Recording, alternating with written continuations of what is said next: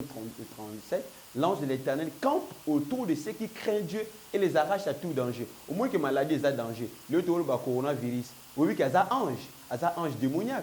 Et, très bien, naza, oui, un ange, na monaki, a travaillé na muninga ni musu ange.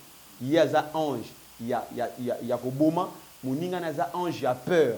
Yango zomuna batu belé, bazana peur, bana peur. Au lieu de se confier dans Nzambe, au moins mine ba chrétien, ba pasteur pe bazo banga. Muto asala ka photocopie.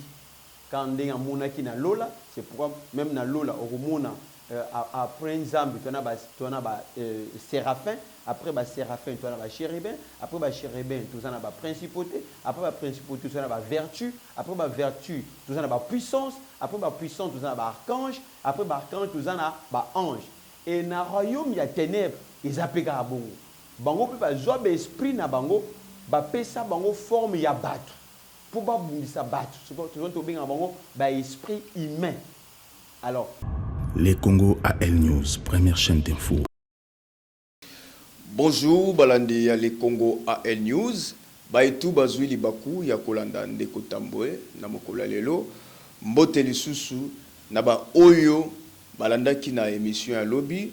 Ndenge kaka ndeko tambwe lobaki toko tambola na ville pona koyeba ko lakisa échec ya mwana mboka Gentini Ngobila. Mais wana tokolanda ngo na émission oyo ekozala na poko ya lelo na ba info mais lelo toko solola lelo toko beta mwa masolo mingi na mwana mboka oto yambi abengami na kombo ya prophète exorciste Milton Kasanga oto ko sola na ye beaucoup plus makambo etali spirituel ndenge kaka na prometaki na bino mbote prophète mbote ndeko tambwe. Bozali prophète exorciste. Pourquoi prophète exorciste? Alors, très bien, merci. Ndeko tambwe. Alors, prophète, en fait, il y a batu belé bazo benga baza ba prophète, mais baza ba exorciste. C'est-à-dire baza na capacité ya ko guérir parce qu'un exorciste aza mutu oyo aza na capacité ya ko chasser, ya ko libérer, ya ko laver, ya ko purifier. Alors, et pesami na ba prophète nyo sauté. Déjà dans la Bible, parce que c'est pas prophète majeur, na ba prophète mineur. Nous juste ba suki kaka na kotala, nzamba la kisi likamu. Mais ayebite ndeni ya kosala pour na ku remédier. Voilà. Donc, yango toza koloba que nzamba pesi biso capacité ya ko kangola, ya ko bikisa, otie tembe omoni yango. De Bobeng et Bengibino, prophète exorciste. Parce que ils ont sonné, ça sonne, ils ont zaza dur na mato yaba chrétien, koyoka prophète exorciste. Yango moni te poser question. Bon, en fait, ils ont le français, tu vois, exorciser, sotali na dictionnaire et lexique quand tu le baranagisa ça, ko kangola, ko petola, ko sokola. Donc mo wana na kisasa ils ont comme moi moya sika or ils ont moya sikate et la sika ka prophète or a la capacité ya ko kangola quel que soit ka mutakoya non. Merci beaucoup. L'éveil spirituel, le prophète exorciste Milton, lelo enseignement nini oyo bana nzambe bakozala édifier. Alors, c'est comme dans le bara toujours, l'ignorance n'est pas l'innocence et l'ignorance n'est pas une excuse. Même ce que tangi Bible le Bible dit que mon peuple périt non parce qu'il prie, non parce qu'il jeûne, mais parce qu'il manque la connaissance. Alors, raison pour laquelle Lélo n'a parlé sur le mystère des anges. Donc, thématique nanga Lélo Isa, les anges des chrétiens en chômage. Les âmes des chrétiens. Les anges des chrétiens en chômage. Pourquoi les anges des chrétiens en chômage? Très bien.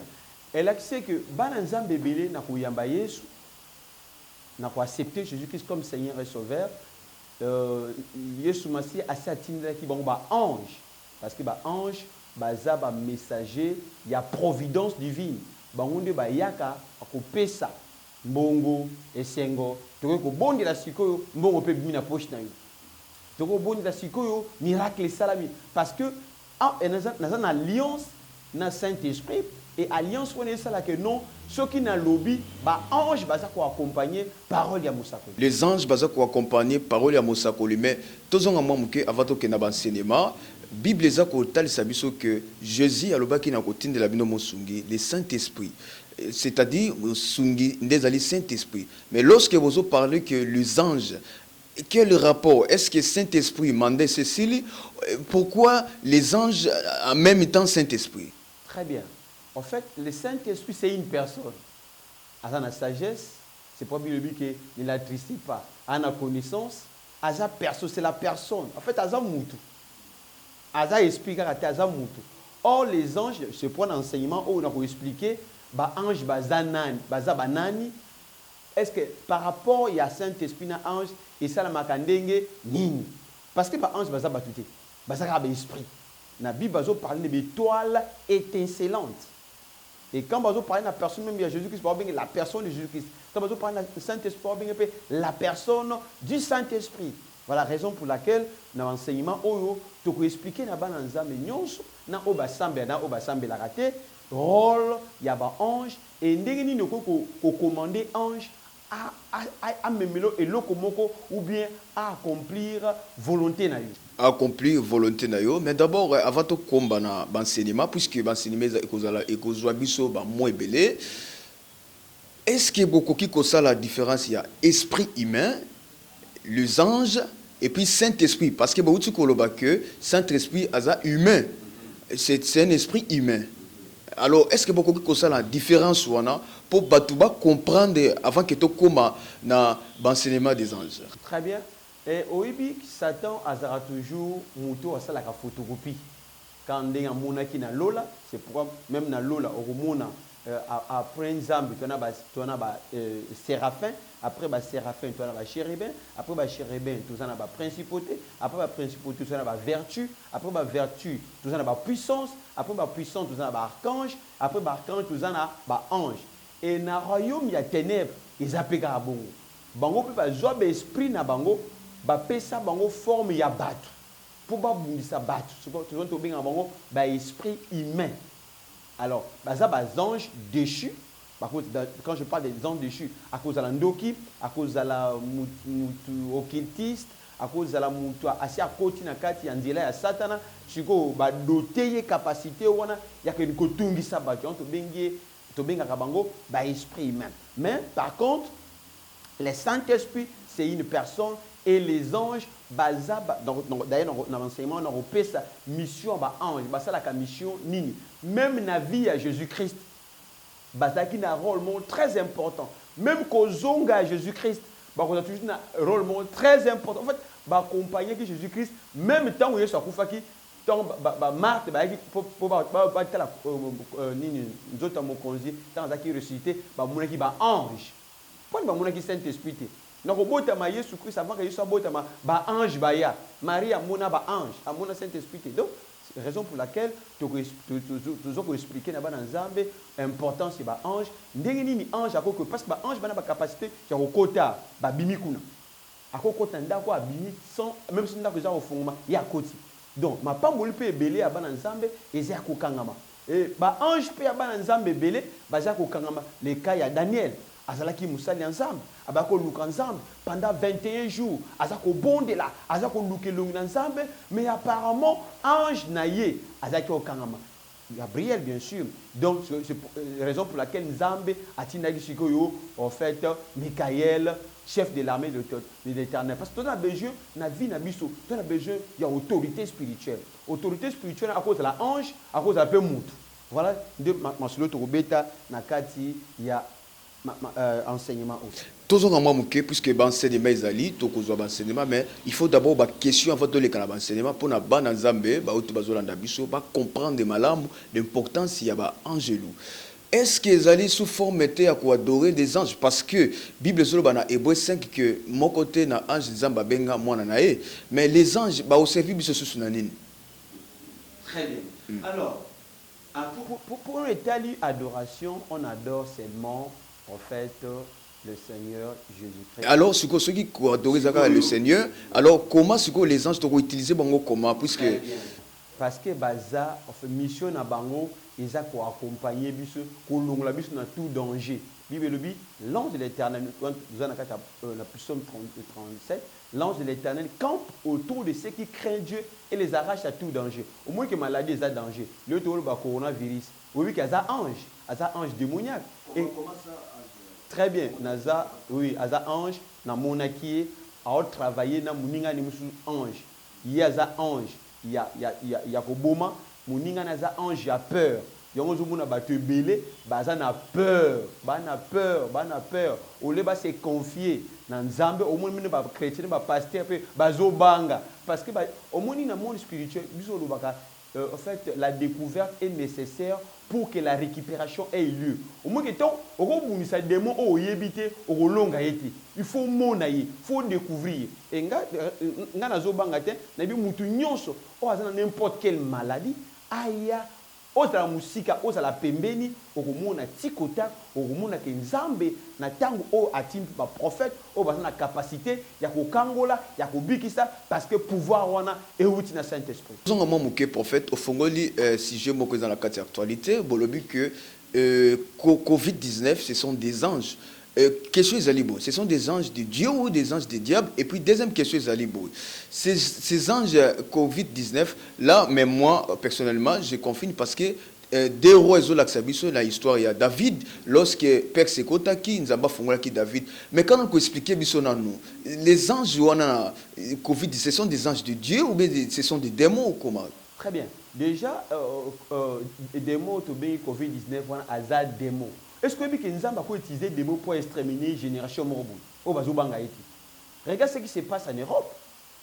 Regarde ce qui se passe en Amérique. Regarde ce qui se passe en Chine. D'ailleurs, sur l'Apocalypse 16, au monde a déjà que non, ange va rouler ta moukili. Au monde, il fleuve et il y a l'autre côté. Sur le côté d'abord, peste espagnole. Et bon, plus de 500 000 personnes. Parce que Nzamba a lié exterminer en fait batoyo bazolinga en fait que ça il a été c'est comme aujourd'hui homosexualité na katiere pornographie et masturbation kolobate mariage homosexuel makamboze belé Nzamba lingi a longola et pour longola à continuer ka de momorabiyo kende mission Nathan le prophète Michel Salamaki qui j'enverrai Nzamba tinda ange Gindoki pour à confondre même ma prophète.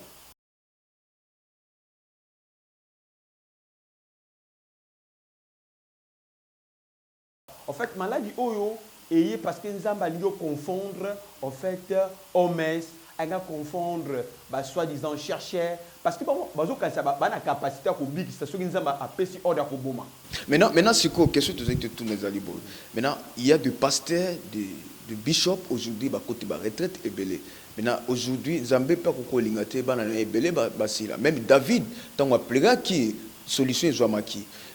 Bien que tu rencontres dans la mais tu as au fond la mécanisme nini oyo ba serviteur to ndengo monaki des anges na ba koki ko sala pour que les anges na ba arrêter hémorragie ya ko ndengo zo. En fait ce otangi bible au mona ba hémorragie wana ekoyaka na mokili ya couleur nyonso oku des amuki ce otangi bible ba bi commencement ya douleur makambo ekoya ya somo na mokili. Mais la Bible t'explique que Bananzambe beau vivre na peur. Parce que tu vois, quand tu es dans la peur, le diable n'a pas peur de toi. Parce que aux gens kubanga. Oh, moi Nzamba tambola na foi, atambola na kubanga te. So comme banga maladie, so comme banga blocage, so comme banga échec, comme banga ba situation, ba événement, au sala bika mon Nzambe te. Raison pour laquelle le lot biso basai Nzambe oyo to monaka nazana capacité d'ailleurs ta na monaki démon na pesa ki mbata pa kui démon ya coronavirus. Merci beaucoup toko koma na sujet wana mais toko tana na première partie ya enseignement lelo bolobi que enseignement lelo ezali vous allez enseigner vous allez enseigner le ministère des anges. Expliquez ce qu'on enseigner dans nous le ministère des anges. Alors déjà mot wana ange et outil na mot grec auto bengi angelos ou ezo la kisa messager divin. En fait ange baza en fait gens il y a providence divine. En fait baza envoyé nzamba tita ka bango na mission pour intervenir dans la situation donnée. Au moins, le la maladie, ils ont maladie, missionnaire satanique, moro aïe, ko bêta batu. Et nous avons pas arrêter en haut. Il y a qui t'a été. Yo, c'est mon aïe. Mon aïe, bah, tu vas bien railler, bah, mon aïe. Mais souvent, au monde, bah, tu es belé, bah, mon ba ange. Même dans la Bible, au monde, bah, l'autre, bah, mon ba ange, bah, bram, bah, mon ba ange. En fait, bah, te belé, bah, mon ba ange. Mais bah, mon aïe, souté. Bah, mon ange, zambété. Raison pour laquelle, dans ce côté, c'est que non, bah, ange, oyo, bah, ça, bah, messager, au nzambati, d'accord. Pour na kokangola, pour na kobikisa, puis pour na kolongola fleuyo moko quelconque. Alors, baza peut être moko spirituellement doté na ba capacité moko makasi. Baza na ba capacité oyo bato baza na ngoti. Bana nguya oyo bato baza na ngoti. Na mona na église nanga na Gabon, na mona batindelanga des anges. Ba ki ba archange ba ki très puissant. Ba ye parce que ja connaissance on a zaki nango et bako leke la bango, raison pour laquelle règne du ciel a tinda bango pour nako détruire l'église nanga. Maintenant question zali boy par rapport à ce qu'il y a développement et tant que lobby enseignement des anges, il faut que les gens d'abord classe des anges, tout ça, ça dit enseignement wana, voilà. Oui, en fait, c'est pas tout bandit enseignement. Nakulaxa, mission à ange, classification, même comme à ange. Parce que le lot au monde, pasteur, le lot ba yibi comme ba démon. On va yibi démon à bout. Mais ba yibi comme ba ange en zambeti. Et so comme nous savons que ba tu ba yibi ba démon ko le kan zambi. So na so tuna, bandimela démon puis bandimela zambi. Au retour mon ensemble le lot, yibi c'est 5 noms à ange. Akomo kwanza mutu. Très bien. Est-ce que nous avons une même question? Est-ce que comment les démons ont une influence dans la vie? Ceux qui j'appartiens dans le royaume Morobo. Hein? C'est ce qui est grave. J'appartiens au royaume de Dieu, mais je ne maîtrise pas les choses du royaume de Dieu. Mais par contre, il y a le royaume de Satan. En fait, c'est inconcevable. L'évangile dans le Congo, apparemment, ils ont semblé flou. Pourquoi? Parce que le lot, avant, il fallait parce que j'appartiens à un royaume de possibilités, dans le royaume de Dieu. Il fallait un royaume de Dieu. Comment gouvernement gouvernement de Dieu. Mais apparemment, tu vas un gouvernement de Dieu. Mais un gouvernement satanique. Bon, le but qu'il faut montoyer des anges de Dieu, alors que la Bible n'a pas enseignement, que na combo na yesu milimu mabeko se soumettre, mais est-ce que ils ont sous une influence pour que bananzame ba maîtriser combo ba anges na ba archange et puis na ba chérubin? Ba te belé bazo ndeko journaliste tambo ba te belé bazo belé la combo ya yesu tongo midi pourquoi, mais résultat exact. Na ko scandaliser yo, na ko biso que il y a pas la puissance dans la prière. Parce que les musulmans prient, les députés prient, les sénateurs prient, les présidents prient, les marabouts vont prier, les vont prier. Mais apparemment, résultat exact. Mais il y a la puissance, tant que la présence, il y a l'esprit, Saint-Esprit, tant que la présence, il y a Saint-Esprit. Parce que je peux te dire que non, même au nom de Jésus-Christ, il n'y a pas la puissance, il n'y a pas la présence du Saint-Esprit. Comment ça? C'est grave. Même dans le nom de Jésus-Christ, il n'y a pas la puissance qui présente le Saint-Esprit. Parce que c'est le Saint-Esprit. Il y a qui d'abord, le Saint-Esprit. Il était revêtu de la puissance du Saint-Esprit. Il était baptisé du Saint-Esprit. Le Saint-Esprit habitait en lui.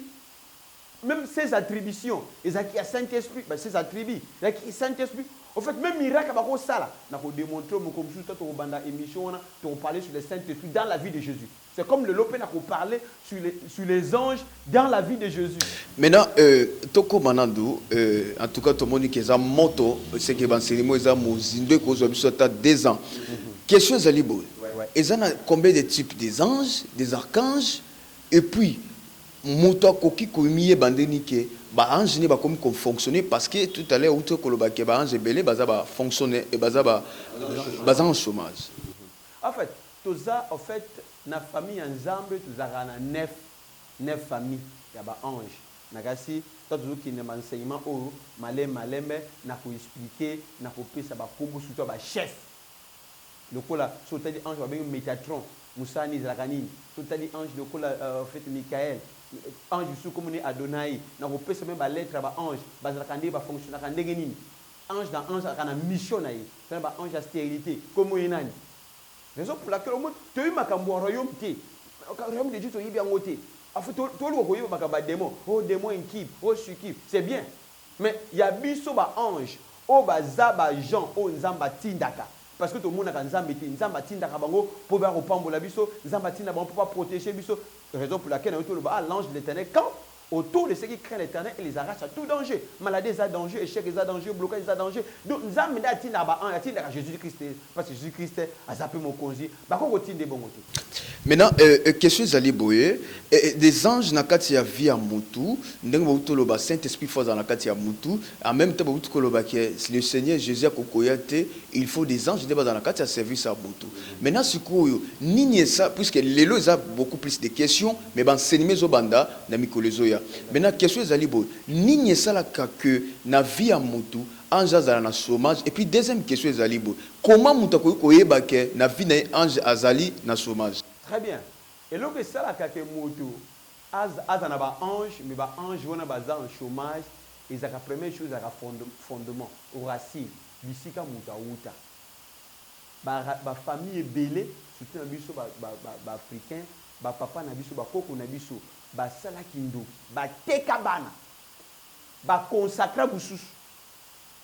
Et parce que le diable a ça jamais sans que le moko épée ça y est possibilité à côté à côté toujours na racine tant dans autres talent de tamboué na bon talent Satan a talent toujours na racine même Nzambe avant de délivrer Israël dans Ézéchiel 16 abanda qui délivre sa racine donc racine et réclame ka mutu makas et ce qui racine et côté kindoki ba ange kindoki ba koya ko kanga génération montante ba to ba tikali ba kangi bango so tangi na Bible na Zacharie 3 au monde que Josué a qui souverain sacrificateur mais Satan ange à Satan ça qui toujours pembe na yi avec ko réclamer tous les jours moyen souverain sacrificateur en matana na sphère ou na dimension ya molimoté pourquoi parce que ange moko azaki ko kanga est-ce que dans autres ange wana utaki wapi ignorance à batebele et en gros ça que ba ange da bango bazala toujours embrigadé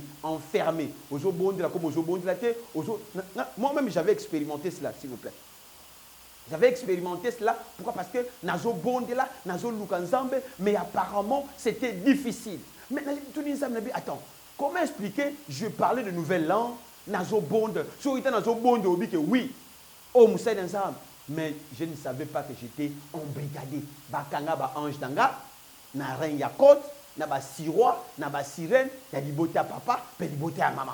Il fallait découverte, il fallait na découvrir secret wana et na yeba ndeni ba bundisa ba parce que premier chose ko yeba ndeni ni oko bundisa ba aussi noté okozaka wana dit amen alléluia osa toujours embrigadé. Maintenant vous êtes prophète, exorciste. Au moins bino na kati ba prière pour découvrir que vos anges bazaki enfermés. Maintenant na moto ce que za prophète le quoi puisque prophétie ezali don ce n'est pas à tout le monde. Maintenant moto na comme yeba ndeni ke ba ange na bazaya ko kanga puisque lui peut-être elle azana ba ange azali prophète. Très bien. Na vie auto za tozo vivre mutu nyonso ana besoin yo une autorité spirituelle.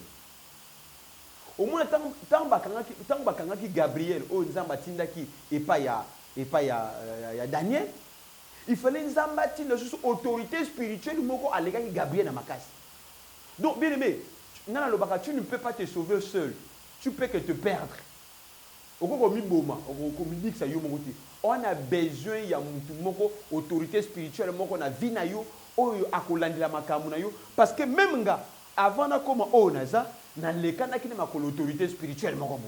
Donc, dans le monde spirituel, on a toujours besoin d'une autorité spirituelle. Même Jésus-Christ, le Fils de Dieu vivant, a qui a besoin d'une autorité spirituelle, il y a Saint-Esprit. L'autorité spirituelle, il y a Saint-Esprit, puisque dans 5 ministères, il y a des pasteurs, il y a des docteurs, il y a des prophètes, il y a des etc. Mais tant que l'on autorité spirituelle, est-ce que tous les rangs, on a tout, parce que la autorité spirituelle pour faire découvrir que ces anges, en fait, apparemment, cause à la pasteur, cause à la docteur, cause à la prophète, et ça n'a aucun titre. Et ça qu'on y est, et en fait, toujours pour assister, nous avons témoin, pasteur, témoin des Écritures. La Bible dit, les Écritures disent, mais il y a vivre en côté. Tout le monde a des dessins, on va témoin des dessins. Moi, des dessins, tu as Lola. Et ça, témoin m'a expérimenté. Moi, je ne veux pas parler comme tout le monde. Je veux te parler, je suis témoin, il y a ma expérimenté. Quand je te parle du Saint-Esprit, c'est d'ailleurs mon ami. C'est d'ailleurs mon ami. Si je te parle des anges, na mona bango, bazananga, bazo travail nanga, ceux qui na lobby, zambazo kokisa. Donc, bon, en fait, il y a des évangélistes qui sont talentueux, il y a des ministères à ange, il y a des makamamoulimou. En fait, il y a des traités, mais il y a une alliance. Il faut mutu akuta na nzambe pour avoir alliance wana. Et tant que eu alliance wana, akopambola ka batu mususu, pe ako impactaka ba vie batu mususu. Parce que yomoko se sauver, on a besoin il y a aide spirituelle. La mutu akoye bandeni ke mutu azali boso nanga lokwa guide spirituel pasteur aza mutu exexaka à la connaissance des anges, puisque il y a des fans, il y a des pasteurs, il y a des nan, il y a des fans. Maintenant, mutande ngwana comment koyeba, puisque ce qui est dans l'église, il y a pasteur, on a te. Vous voyez pas que à la délivrance, te a commis battre que ces anges baza okanga. Très bien. Alors, même Bible lobby, même les prophètes qui ont prophétisé, ils ont fait de ce salut l'objet de leurs recherches et de leurs investigations en voulant sonder les temps et l'époque marquée par l'esprit. Mais ça va dans un bible que la fanatique à pasteur ni à église. Si ça fanatique à pasteur ou église, au kufa. Zala chercher parce que à la fois on ajoute la connaissance. Oui pasteur nous savait takatola que ngana yebi ngana kutana nzambe.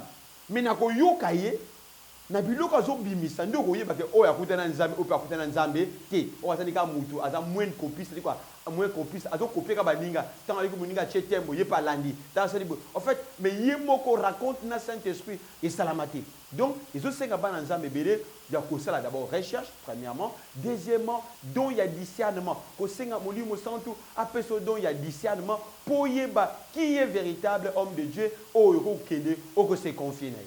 En tout cas, Tozali, Nabino, prophète, exorciste, et balandi tout bazolanda biso, il y a le Congo AL News, Tozali na prophète, to découvrir l'enseignement, mais d'abord na lingi ko chité ko lobaete tant ou tozo banda l'enseignement na prophète, ba question na bino tozo d'ici tant tozo banda to ko tsa numéro moko ou ko zala pona ba question na ba tout bazana poto ba tout bozali na ba mboka différent pour na ko poser toujours ba question vos questions ndeko sala biso to tunango na prophète na en attendant tozo bongisa numéro moko ya WhatsApp ko zala permanent pour na ba question mais toza ko zala enseignement to ko zala enseignement belé na prophète et puis numéro na epé ekotia mawana au cas où bozana posa bozala contact na prophète mais d'abord prophète pour na lelo toza na ba question avant to chiter puisque média ezali ngonga poto chiter na bino pour na lelo